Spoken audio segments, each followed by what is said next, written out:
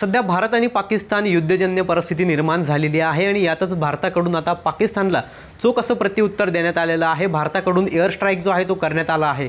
यानंतर आता पाकिस्तानकडून देखील कुरघोड्या ज्या आहेत त्या सुरूच आहेत। भारतातील काही शहरांवरती पाकिस्तानने हल्ला करण्याचा प्रयत्न केला, मात्र हा हल्ला जो आहे तो भारतीय लष्कराने उधळून लावलेला आहे। पाकिस्तानचे एअर डिफेन्स जे आहे तेच उद्ध्वस्त केलेलं आहे आणि या संपूर्ण विषयासंदर्भात बोलण्यासाठी आपल्यासोबत भारतीय संरक्षण तज्ञ आहेत जे आंतरराष्ट्रीय स्तरावरती PhD करतायत, या संदर्भात सर्व सुरक्षेच्या दृष्टीने अभ्यास करतायत। सर, आपण जर बघितलं तर पाकिस्तानकडून पुन्हा एकदा एअर स्ट्राईक नंतर काही कुरघोडे करण्यात आलेले आहेत। यामध्ये भारतानं जे पाकिस्तानचं जे तिकडचे जे काही लष्करी होते ते उधळून लावलेलं आहे। आपण एकंदरीतच कसं पाहता याकडे? आपण बघू शकतो की काल पाकिस्तानने भारतावर कुरघोडी करण्याचा प्रयत्न केला आणि त्यांनी आपल्यावर आपल्या 15 शहरांवर हल्ले करण्यासाठी त्यांचे काही डिफेन्स सिस्टम रेडी करून ठेवलं होतं। इवन त्यांनी त्यांचं डिफेन्स सिस्टम असं रेडी करून ठेवलं होतं की भारताचे 15 शहरं हे उद्ध्वस्त करून टाकू। मात्र S-400 नावाची जी सिस्टम आपण रशियाकडनं घेतली होती ती S-400 सिस्टम इतकी पॉवरफुल आहे की तिने सगळे हल्ले जे आहे ते परतवून लावले आणि त्या सगळ्या हल्ल्यांना नेस्तनाबूत केलं आणि त्याला प्रत्युत्तर मगाशी आपण पत्रकार परिषदेत बघितलं असेल की भारताने अजूनही ऑपरेशन सिंदूर थांबवलेलं नाही।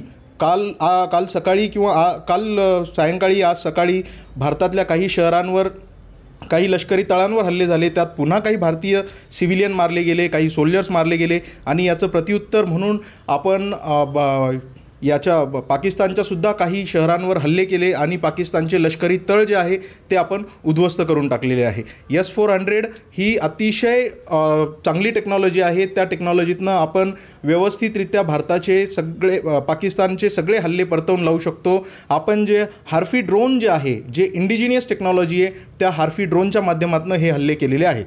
सर, एकंदरीत आपण बघितलं भारतानं चोख प्रत्युत्तर दिल्यानंतर देखील एअर स्ट्राईक केल्यानंतर जे पाकिस्तानचे पंतप्रधान आहेत ते देखील भारताला पुन्हा पोकळ धमक्या देत आहेत, म्हणतात की एक रक्ताच्या थेंबाचा बदला घेतला जाईल।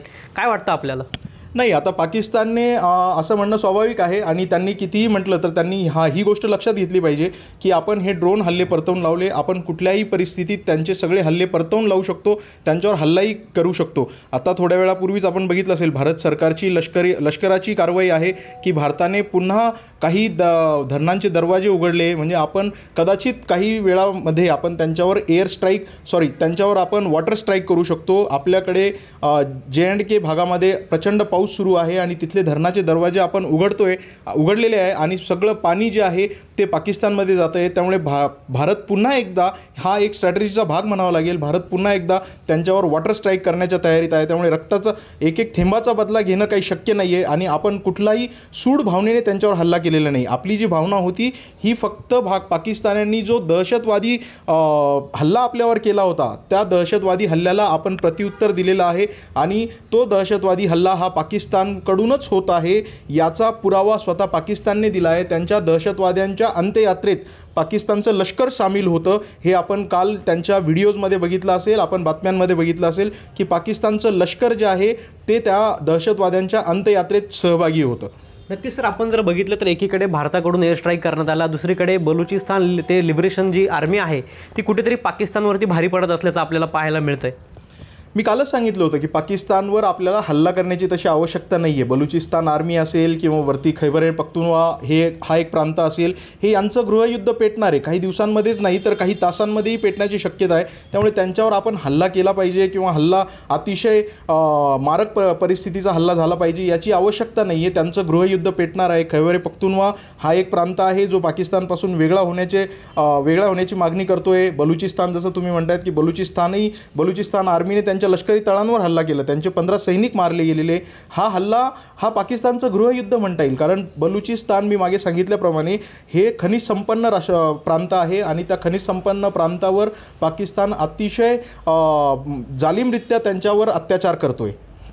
पाकिस्तानात जे काही ड्रोन हल्ले झालेले आहेत तर 50पेक्षा अधिक ड्रोन जे ते वापरण्यात आले, त्यामुळे कुठेतरी पाकिस्तानची जी एअर डिफेन्स सिस्टीम होती ती फेल ठरलेली आहे। यामुळे कुठेतरी पाकिस्तानच्या लष्करीदृष्ट्याही फेल झाल्या। आपण लक्षात घेतलं पाहिजे इथे पाकिस्तानचे आपण लाहोरचा जो एअरबेस आहे तो एअरबेस आपण नेस्तनाबूत केलेला आहे। त्यांची सगळी डिफेन्स सिस्टम जी आहे ती आपण नष्ट केलेली आहे। मात्र हा धक्का पाकिस्तानला कमी बसला आहे, चायनाला हा धक्का जास्त बसला आहे। 1971च्या युद्धाचा इथे आपल्याला दाखला देता येईल. आपण जी पाकिस्तानची PNS गाझी डिस्ट्रॉय केली होती पाण्यामध्येच, आपलं खराब जहाज होतं INS राजपूत, जे विशाखापट्टणममध्ये उभं होतं, त्या INS राजपूतने Pakistan PNS Ghazi destroy केली होती. त्यावेळेस एका राष्ट्राला धक्का बसला होता. तसाच धक्का आपण पाकिस्तानला दिला, पण पाकिस्तानसोबत चायनालाही हा खूप मोठा धक्का आहे. कारण लाहोरमध्ये जी सिस्टम एस्टॅब्लिश केलेली होती ती सिस्टम ही चायनाकडनं घेतलेली होती, चायनाने त्यांना दिलेली होती ही सिस्टम. त्यामुळे हा धक्का पाकिस्तानपेक्षा चायनाला अत्यंत मोठा धक्का बसलेला आहे. आणि आपणही आज ह्या कुवतीचे झालेलो आहोत की आपण कुठल्याही राष्ट्राचा हल्ला असेल तर तो आपण परतवून लावू शकतो. परतवूनच नाही, किंबहुना त्याला नष्ट करण्याची ताकद आपल्यामध्ये आहे. आपण जे हार्फी ड्रोन्सने ते हल्ले परतवले किंवा आपण त्यांच्यावर हल्ले केलेत, ड्रोनने हल्ले केले, ते सगळे ड्रोन जे आहे हे इंडिजिनियस ड्रोन होते. हे सगळे ड्रोन जे आहे हे बेंगलोरमध्ये तयार केले, भारताच्या तंत्रज्ञानाने तयार केलेले हे ड्रोन होते. ही गोष्ट इथे अधोरेखित करण्यासारखी आहे. नक्कीच आपण जर बघितलं तर भारतानं पाकिस्तानातील जे एअर डिफेन्स सिस्टीम होतं ते उद्ध्वस्त केल्याबरोबर भारताने पाकिस्तानलाच नव्हे तर चायनाला देखील एक मोठा धक्का दिला आहे. अशा पद्धतीचं जे या ठिकाणी विश्लेषण जे आहे ते संरक्षण तज्ज्ञांकडून व्यक्त करण्यात आलं आहे. पवन येवले, TV9 मराठी, नाशिक.